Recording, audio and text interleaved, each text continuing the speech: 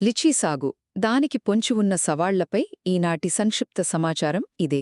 అత్యంత రుచికరమైన లిచీ పండుకున్న స్టింక్ బగ్ ముప్పు, ఈ పంటకు కావలసిన ఖచ్చితమైన వాతావరణ పరిస్థితులు, ఇంకా ప్రపంచవ్యాప్తంగా ఇది ఎక్కడెక్కడ పండుతుందో ఈ సమాచారం మనకు వివరిస్తుంది. మొదటిగా, ఈ మధ్యే కేంద్ర వ్యవసాయ మంత్రిత్వ శాఖ ఒక ప్రత్యేక టాస్క్ ఫోర్స్ను ఏర్పాటు చేసింది. ఎందుకంటారా? లిచీ స్టింక్ బగ్ అనే కీటకం పంటలకు చేస్తున్న తీవ్ర నష్టమే దీనికి కారణం. వృక్షశాస్త్రం ప్రకారం శాపిండేసి కుటుంబానికి చెందిన ఈ పండు భలే తీయగా, రసభరితంగా ఉంటుంది కదా. బహుశా అందుకేనేమో ఈ కీటకం ఒక పిలవని అతిథిలా ఉడ్చి విందును పాడుచేస్తోంది. ఇక రెండవ ముఖ్యమైన విషయం వాతావరణం. చూసారా, ఈ మొక్క అచ్చం ఏసీ, ఖచ్చితమైన టెంపరేచర్ కావలసిన ఒక వీఐపీ లాంటిది.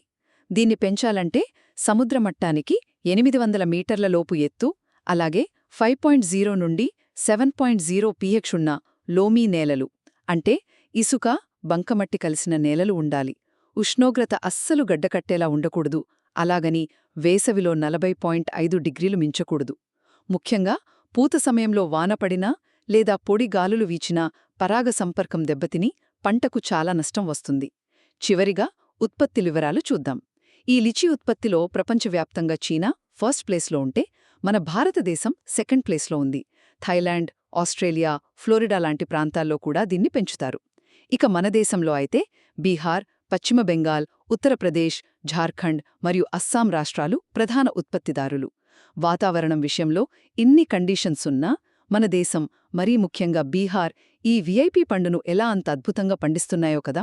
మొక్కలకు ఖచ్చితమైన వాతావరణాన్ని అందిస్తూ స్టింక్ బగ్ లాంటి చీడపీడల నుండి రక్షణ కల్పిస్తే ఎంతో సెన్సిటివ్ అయిన ఈ లిచీ సాగులో మనం అద్భుతమైన దిగుబడిని సాధించవచ్చని ఈ వివరాలు స్పష్టం చేస్తున్నాయి.